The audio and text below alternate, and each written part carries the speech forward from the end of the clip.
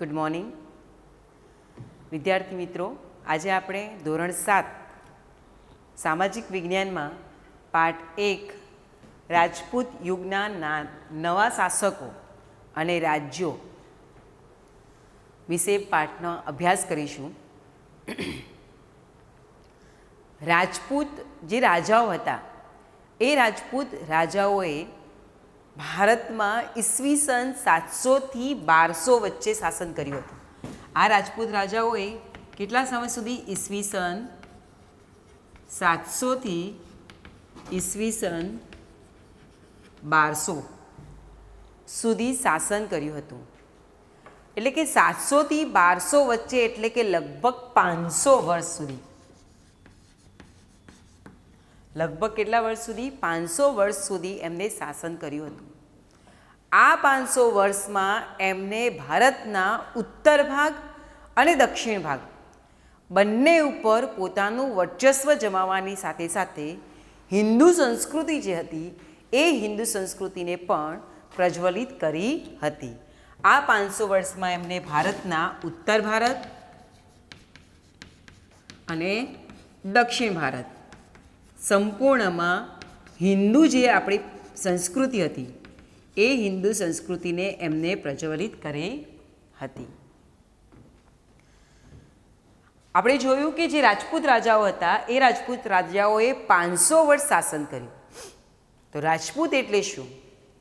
તો રાજપૂતનો અર્થ થાય છે રાજપુત્ર. રાજપૂતનો અર્થ શું થાય છે? રાજપુત્ર. અને 14મી સદીના ભાટોનો રાજપૂતોને, જે ભાટો રાજપૂતો હતા, એ 36 કુળ ધરાવતા સમૂહ તરીકે પણ એમને વર્ણવવામાં આવે છે. હવે આપણે જોઈશું કે આ જે 500 વર્ષ રાજપૂત રાજાઓએ શાસન કર્યું એ રાજપૂત રાજાઓ વિશેની માહિતી આપણે મેળવીશું. લગભગ 7મી સદીમાં હર્ષવર્ધન નામ બાળમિત્રો તમે લોકોએ લગભગ ધોરણ 6માં અભ્યાસ કરી ચૂક્યા છો. છતાં પણ હું થોડી ઘણી માહિતી એમના વિશે આપીશ. પણ 7મી સદીમાં હર્ષવર્ધન જે હતા એમને ઉત્તર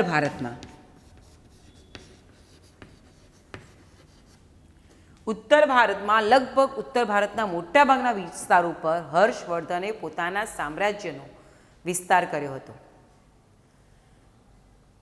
ના યાદ હોય તો ફરી યાદ કરું કે પ્રભાકર વર્ધન હતા, એમના અવસાન, હર્ષવર્ધનના પિતા, એમના અવસાન પછી એમના 2 પુત્ર હતા, રાજ્યવર્ધન અને હર્ષવર્ધન.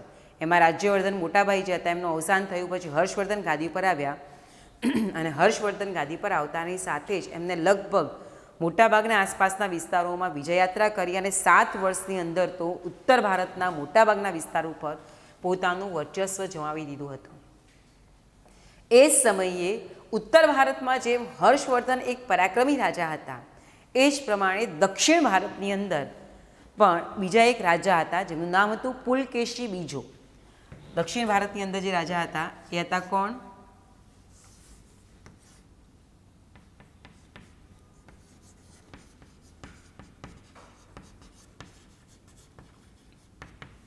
એ પણ એક મહાન અને પ્રતાપી રાજા હતા.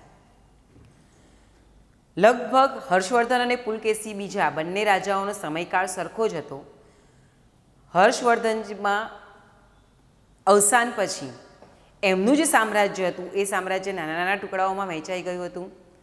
દક્ષિણ ભારતમાં પુલકેશી બીજાના અવસાન પછી પણ એમનું સામ્રાજ્ય પણ નાના નાના ટુકડાઓમાં વહેંચાઈ ગયું હતું.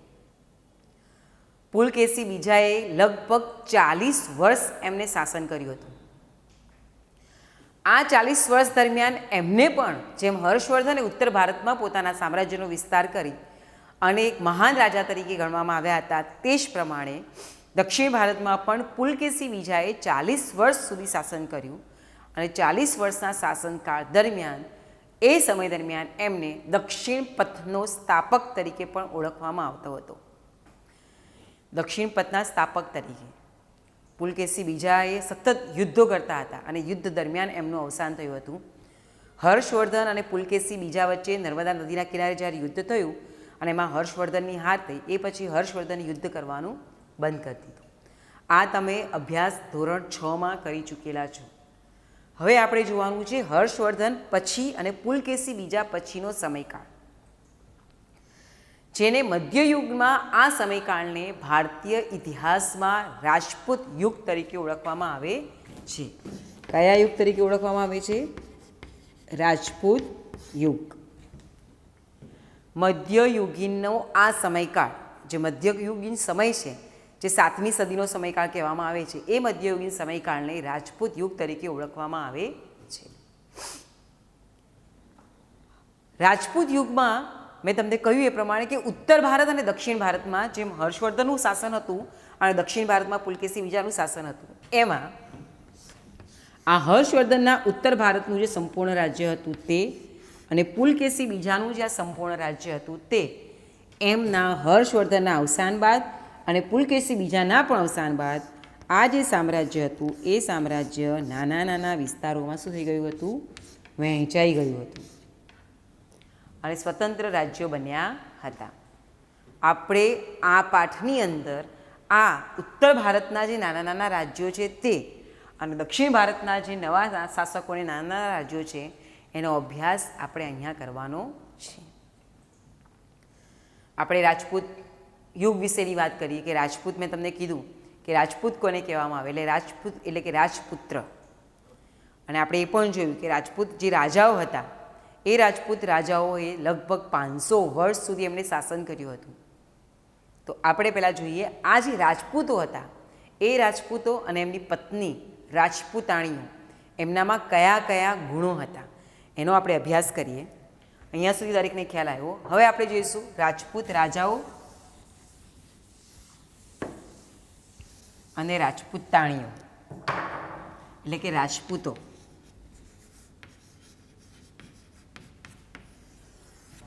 અને રાજપૂતાણીઓ.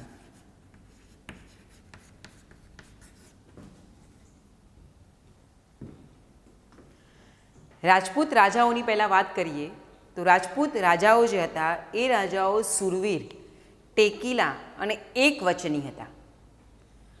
કહેવત છે પ્રાણ જાય પણ વચન ના જાય. પ્રાણ જાય એમનું, પણ એ વચન જે આપેલું હોય એ વચનનું એ લોકો અડગતાથી પાલન કરતા હતા. પ્રાણના ભોગે પણ, પ્રાણ આપવો પડે તો પણ એમને જે આપેલું વચન હોય એ વચન તેઓ પાળતા હતા. એટલે કે આજે રાજપૂતો હતા એ કેવા હતા? સુરવીર, ટેકીલા અને એક વચની. આ એક એમનો મહત્વનો ગુણ હતો. તેમજ તેઓ રણભૂમિમાં કદાપી પાછી પાની કરતા નહીં. રણભૂમિમાં જ્યારે યુદ્ધ કરવા જાય એ સમય દરમિયાન તે લોકો ક્યારેય પણ પાછી પાની કરતા નહીં. પરંતુ યુદ્ધમાં જ્યારે દુશ્મનોની સામે એમને ખબર પડે કે જીતવાની આશા ન હોય ત્યારે તેઓ કેસરિયા કરતા. કેસરિયા એટલે કે મૃત્યુનો ભોગ લેતા, કેસરિયા કરતા, પ્રાણ ત્યાગ કરતા, એમનો પોતાનો કેસરિયા કરતા. તેઓ ગૌ બ્રાહ્મણોના પ્રતિપાલક હતા. ગૌ બ્રાહ્મણો જે હતા એ ગૌ બ્રાહ્મણોના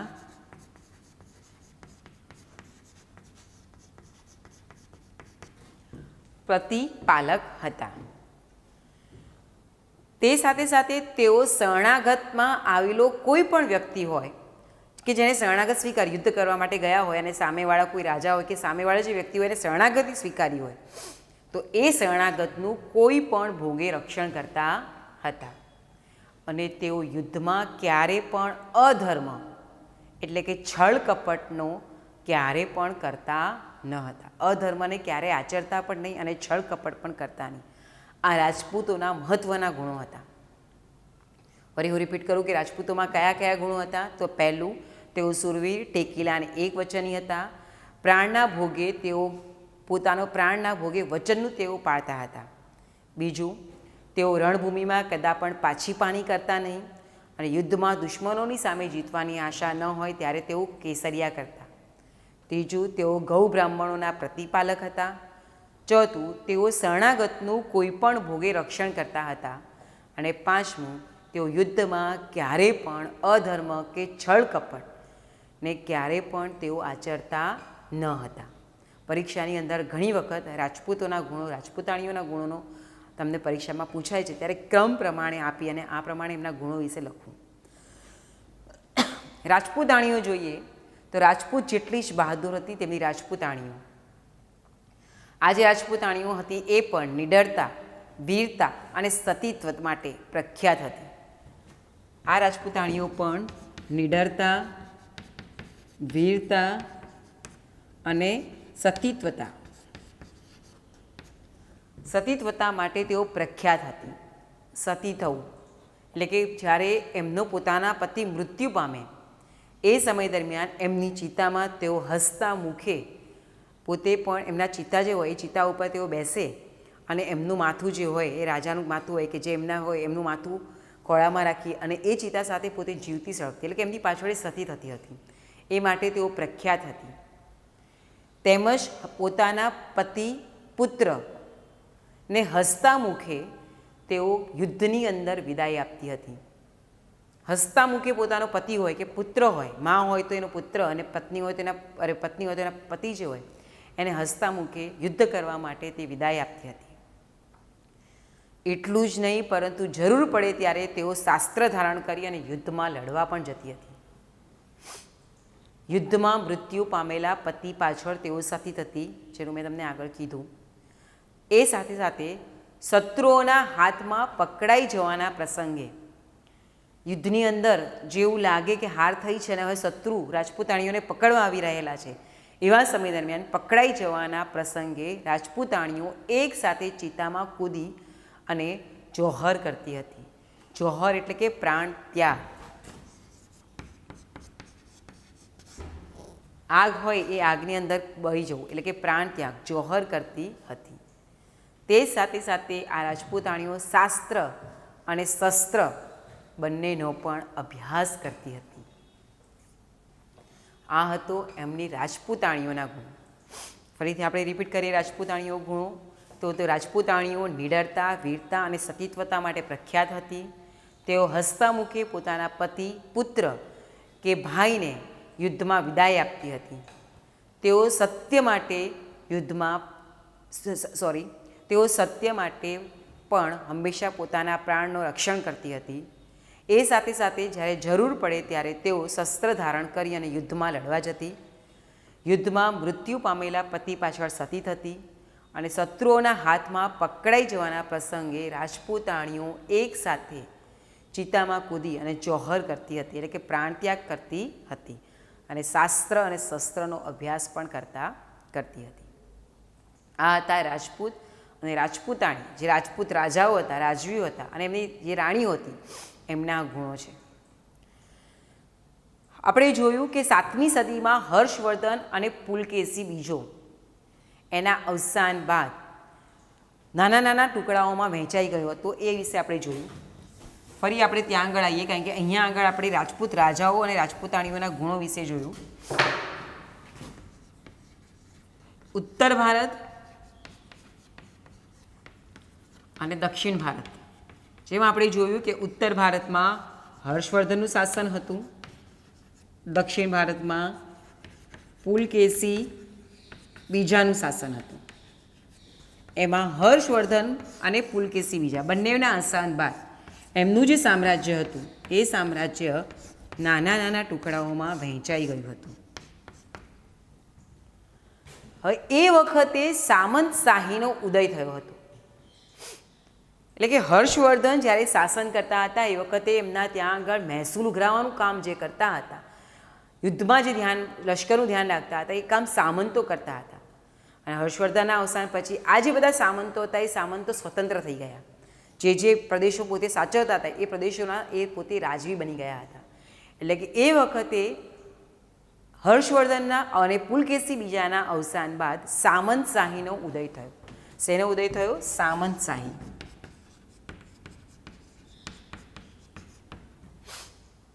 આ જે સામંતશાહીના ઉદય થતાં જ ભારત નાના નાના ટુકડાઓમાં વહેંચાઈ ગયો હતો અને ભારતમાં અનેક રાજપૂત રાજવંશનો ઉદય થયો.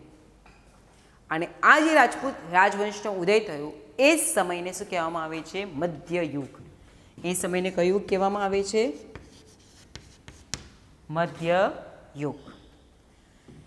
એમાં આપણે આજે ઉત્તર ભારત જે છે એ ઉત્તર ભારતમાં જ્યાં નાના નાના રાજ્યો થઈ ગયા હતા એમના વિશે આપણે અભ્યાસ કરીએ. તો ઉત્તર ભારતના જે રાજ્યો હતા એ ઉત્તર ભારતના રાજ્યોમાં અલગ અલગ જે નાના નાના સ્વતંત્ર રાજ્યો થયા હતા એમાં કયા હતા? એક હતું કનોજનું ગઢવાલ રાજ્ય. કનોજનું ગઢવાલ રાજ્ય એટલે કે કનોજનું રાજ્ય પહેલાં કોણ સંભાળતું હતું? હર્ષવર્ધન. એ કનોજનું ગઢવાલ રાજ્ય, બુંદેલખંડના ચંદેલો, માળવાનું પરમાર રાજ્ય, અણહિલવાડનું ચૌલુક્ય એટલે કે સોલંકી રાજ્ય, ડાહલનું ચેદી રાજ્ય, શાકંભરીનું ચૌહાણ રાજ્ય અને દક્ષિણ રાજસ્થાનનું ગોહિલ રાજ્ય. બાળમિત્રો, આપણે લોકોએ ઉત્તર ભારતના જે આ અલગ અલગ રાજ્ય અને વંશો છે એમાં આ જે મહત્ત્વના વંશો છે એ તમારે યાદ રાખવા પડશે.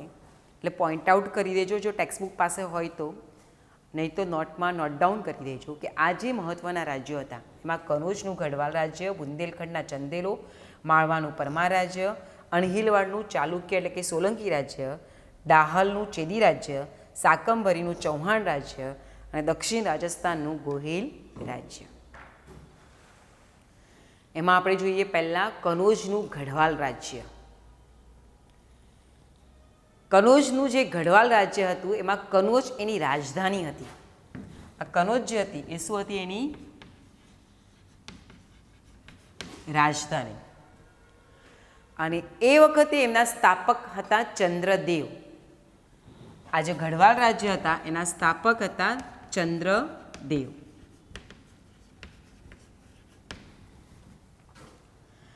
આ જે ચંદ્રદેવ રાજા હતા એમને પોતાની બીજી રાજધાની બનાવી હતી અને બીજી રાજધાની હતી કાશી.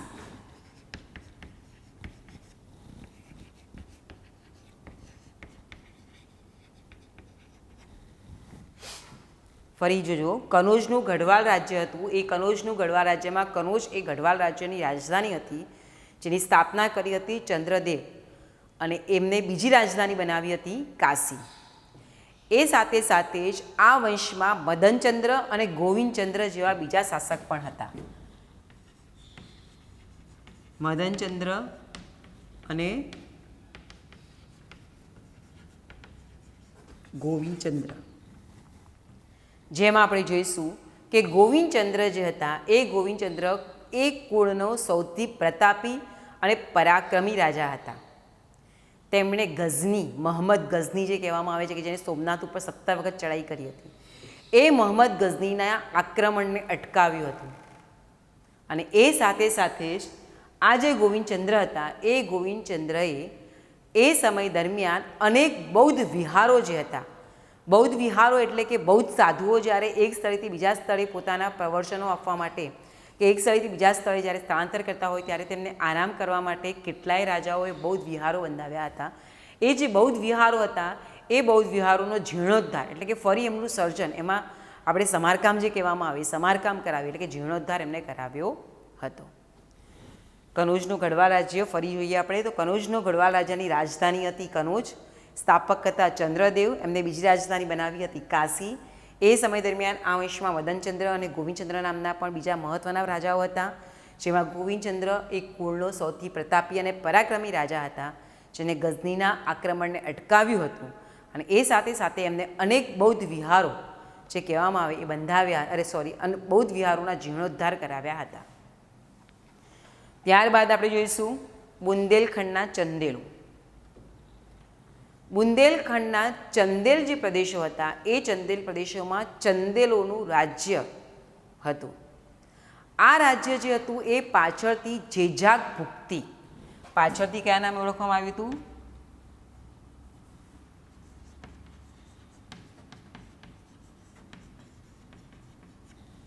જેજાક ભુક્તિ જે હતું એ જેજાક ભુક્તિના નામથી ઓળખાયું હતું.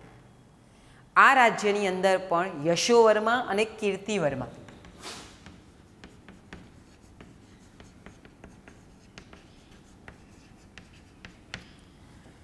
આ રાજ્યમાં યશોવર્મા અને કીર્તિવર્મા જેવા મહાન શાસકો થયા હતા. ભારતના ઇતિહાસમાં ચંદેલ વંશનું ઘણું જ મહત્ત્વ છે. આ જે ચંદેલ વંશના રાજાઓ હતા એમને ઘણા બધા નગરો, ભવ્ય મંદિરો બંધાવ્યા હતા. એટલું જ નહીં, પરંતુ સાથે સાથે મહાન ધાર્મિક મકાનો અને જળાશયો પણ બંધાવ્યા હતા. મંદિરોની વાત કરું તો મધ્યપ્રદેશમાં આવેલું ખજુરાહોનું મંદિર, જે વિશ્વવિખ્યાત મંદિર તરીકે પણ ઓળખવામાં આવે છે, એ ખજુરાહોનું મંદિર બંધાવ્યું હતું. અને એ સાથે સાથે એમણે જે નગરો બનાવ્યા હતા એ નગરોમાં કાલિંજર, મહોબા એ ત્યાંના અને ખજુરાહો એ મુખ્ય નગરો છે. અને આ ચંદેલ રાજાઓએ બુંદેલખંડમાં મહાન ધાર્મિક મકાનો અને જળાશયો બંધાવી અને એમાં સુશોભિત બનાવ્યા હતા. બુંદેલખંડના ચંદેલ રાજાઓ વિશે આપણે જોયું. ફરી એકવાર રિપીટ કરી દઉં. બુંદેલખંડના ચંદેલોના પ્રદેશોમાં ચંદેલ રાજ્ય હતું, જે પાછળથી જીજાક ભુક્તિના નામથી ઓળખાયું હતું. એ રાજ્યમાં યશોવર્મા, કીર્તિવર્મા જેવા મહાન રાજાઓ હતા.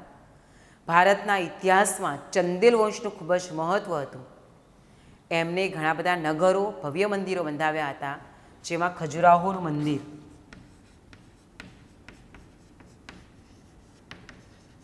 જે મધ્યપ્રદેશમાં આવેલું છે, એ આ ચંદેલ રાજાઓએ બનાવડાવ્યું હતું. એ સાથે સાથે ખજુરાહો, કાલિંજર અને મહોબા નામના મુખ્ય નગરો બંધાવ્યા હતા. અને આ ચંદેલોએ બુંદેલખંડમાં મહાન ધાર્મિક મકાનો અને જળાશયો બંધાવી અને એમાં સુશોભિત બનાવ્યા હતા. ત્યારબાદ જોઈએ આપણે માળવાઓનું પરમાર રાજ્ય. માળવાઓનો જે પ્રદેશ હતો એ પ્રાચીન કાળથી જ અવંતી અને ઉજ્જૈનના રાજ્ય તરીકે જાણીતો હતો. પ્રાચીન કાળથી કયા રાજ્ય તરીકે? અવંતી અને ઉજ્જૈન.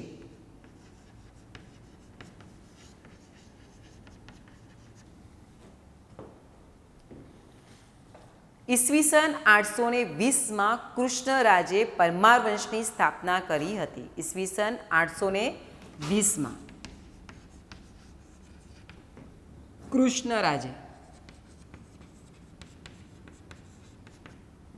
કૃષ્ણરાજ નામના જે રાજવી હતા એમણે પરમાર વંશની સ્થાપના કરી હતી. આ પરમાર વંશમાં એ સાથે સાથે બીજા સિયક, મુજ અને ભોજ જેવા મહાન શાસકો થઈ ગયા હતા. કયા કયા? સિયક, મુજ અને ભોજ. જેમાં ભોજ રાજા જે હતા એ પરમાર વંશના સૌથી શ્રેષ્ઠ રાજા હતા. તેમણે ધારા નગરીમાં એક મહાન શાળાની સ્થાપના કરી હતી. આ જે ભોજ રાજા હતા એ ભોજ રાજાએ ધારા નગરીમાં મહાન શાળા જે હતી એ મહાન શાળાની એમને ત્યાં આગળ સ્થાપના કરી હતી. આ જે પરમાર વંશના સૌથી શ્રેષ્ઠ રાજા જે ભોજ હતા એમને ખૂબ જ આદર્શ અને લોકપ્રિય રાજા તરીકે ઓળખવામાં આવે છે. ધારાનગરીમાં મહાન શાળા બનાવવાની સાથે સાથે તેમને ફરતી ટેકરીઓની વચ્ચે ખૂબ જ સુંદર એક નગર વસાવ્યું હતું અને એ નગરનું નામ આપ્યું હતું ભોજપુર. એ નગરનું એમણે શું નામ આપ્યું હતું? ભોજપુર, જે અત્યારના ભોપાલના નામથી ઓળખાય છે. કયા નામથી ઓળખાય છે? ભોપાલ. આ યાદ રાખવા માટે 3 ભ યાદ રાખવાનું. રાજા ભોજે ભોજપુર બનાવ્યું, જે અત્યારે ભોપાલના નામથી ઓળખાય છે. સુંદર નગર બનાવ્યું હતું ભોજપુર, જે ભોપાલના નામથી ઓળખવામાં આવે છે. આ જોયું આપણે માળવાના પરમાર રાજ્ય. ફરી જોઈએ, રિપીટ કરીએ કે માળવાનો પ્રદેશ એ પ્રાચીન કાળથી જ અવંતી અને ઉજ્જૈનના રાજ્ય તરીકે જાણીતો હતો. ઈસવીસન 820માં કૃષ્ણરાજે પરમાર વંશની સ્થાપના કરી હતી. પરમાર વંશમાં બીજા અન્ય શાસકોમાં સિયક, મુજ અને ભોજ જેવા ખૂબ જ મહાન શાસકો હતા. જેમાં ભોજ જે હતા એ પરમાર વંશનો સૌથી શ્રેષ્ઠ રાજા હતો. તેની ખ્યાતિ ભારતમાં એક આદર્શ રાજા તરીકે ઓળખવામાં આવે છે. અને આ રાજાએ ધારાનગરીમાં એક મહાન શાળાની સ્થાપના કરી હતી અને સાથે સાથે ફરતી ટેકરીઓની વચ્ચે એમણે સુંદર નગર એક ભોજપુર નામનું નગર વસાવ્યું હતું, જે ભોપાલ તરીકે ઓળખવામાં આવે છે. આ જે સમય હતો એ સમય દરમિયાન સાથે સાથે ગુજરાત અને રાજસ્થાનમાં પણ ચૌહાણ એટલે કે ચાહમન વંશ, ગુજરાત અને રાજસ્થાનમાં ચૌહાણ એટલે કે ચાહમન વંશ, ચૌહાણ રાજ્ય જે આપણે કહેવામાં આવે, એ ચાહમન વંશમાં પણ અનેક રાજપૂત શાસકો એ રાજ્ય કરતા હતા.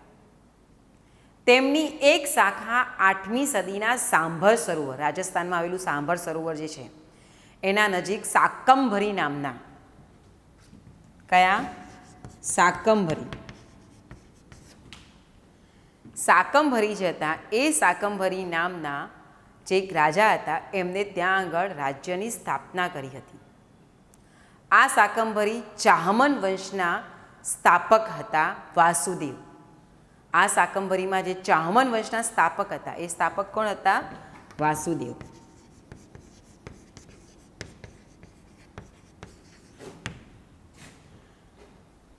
શાકંભરી ચાહમન વંશનો સ્થાપક હતા વાસુદેવ. 12મી સદીના આરંભમાં અજયરાજ શાકંભરી ગાદી ઉપર બેઠો હતો અને એને અજમેરના નામના નગરની સ્થાપના કરી હતી. કયા નગરની સ્થાપના કરી હતી? અજયમેરુ નામના રાજ્યની સ્થાપના કરી હતી અને જે પાછળથી અજમેરના નામથી ઓળખવામાં આવે છે.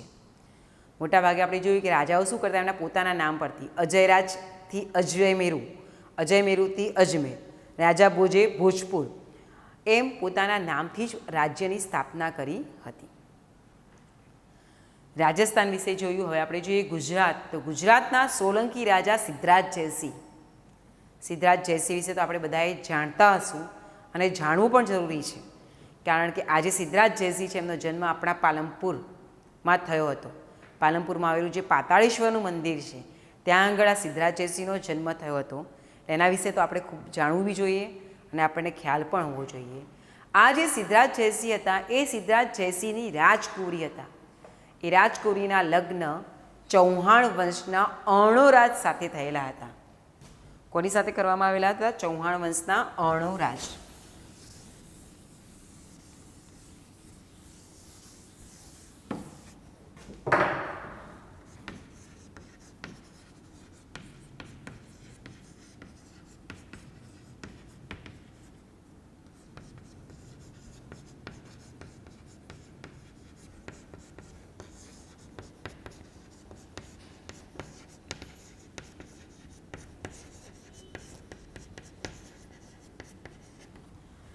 ચૌહાણ વંશના અર્ણોરાજ સાથે થયેલા હતા. એમના પુત્ર સોમેશ્વર, એમના જે પુત્ર સોમેશ્વર હતા એ ચૌહાણની ગાદી આવ્યા અને ત્યાર પછી એમનો પુત્ર, અર્ણોદાનો પુત્ર સોમેશ્વર અને સોમેશ્વરના પુત્ર પૃથ્વીરાજ ત્રીજો. આ પૃથ્વીરાજ ત્રીજો એટલે કે પૃથ્વીરાજ ચૌહાણ.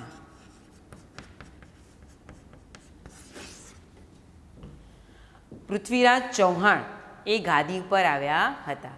ફરીથી જુઓ, ગુજરાતના રાજા, સોલંકી રાજા ગુજરાતના સિદ્ધરાજ જયસિંહ, મેં તમને કીધું એ પ્રમાણે કે જેમનો જન્મ આપણા પાલનપુરમાં થયો હતો, એમના પુત્રીના લગ્ન ચૌહાણ વંશના રાજા અર્ણોરાજ સાથે કરવામાં આવ્યા હતા. એમના પુત્ર સોમેશ્વર અને સોમેશ્વરના પુત્ર પૃથ્વીરાજ ત્રીજો ગાદી આવ્યો હતો, જેને આપણે પૃથ્વીરાજ ચૌહાણ તરીકે ઓળખવામાં આવે છે. અને આ પૃથ્વીરાજ ચૌહાણ ભારતના ઇતિહાસમાં એક અદ્વિતીય સ્થાન ધરાવે છે. એ સાથે સાથે ઈસવીસન 1191માં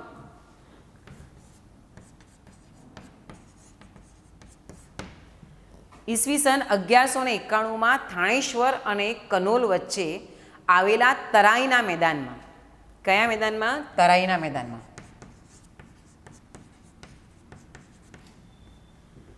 તરાઈના મેદાનમાં સિહાબુદ્દીન ગોરી અને પૃથ્વીરાજ ચૌહાણ વચ્ચે યુદ્ધ થયું હતું, જેમાં પૃથ્વીરાજ ચૌહાણનો વિજય થયો હતો અને પૃથ્વીરાજ ચૌહાણે સિહાબુદ્દીન ગોરીને સજ્જડ હાર આપી હતી. અને ત્યારબાદ ફરી ઈસવીસન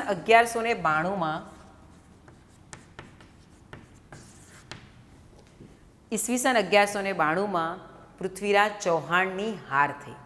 1192માં જે યુદ્ધ થયું એમાં પૃથ્વીરાજ ચૌહાણની હાર થઈ અને દિલ્હીના તખ્ત પર મુસ્લિમ સત્તાનો ઉદય થયો. આથી તરાઈની જે લડાઈ છે એ તરાઈની લડાઈને ભારતના ઇતિહાસમાં સિંહચિહ્નરૂપ ગણવામાં આવે છે. રાજપૂત યુગમાં ગુજરાત શાસકોનું વિશેષ સ્થાન છે. 8મી સદીમાં ગુર્જર પ્રતિહારનું રાજ્ય હતું. અને ગુર્જાર પ્રતિહારનું જે રાજ્ય હતું એમાં 8મી સદીના મધ્યમાં આશરે ઈસવીસન 756માં સરસ્વતી નદીના કિનારે વનરાજ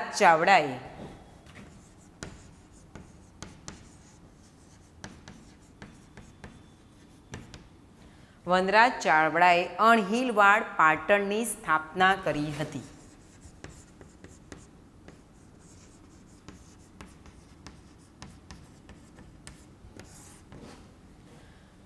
બાળમિત્રો, અહીંયા આગળ રાજપૂત યુગમાં ગુજરાત શાસકોમાં ઈસવીસન 756માં સરસ્વતી નદી કિનારે જે વનરાજ ચાવડાએ અણહિલવાડ પાટણની સ્થાપના કરી એના વિશે અને એના પછીના જે રાજાઓ છે એના વિશે આપણે ભાગ 2ની અંદર હવે અભ્યાસ કરીશું.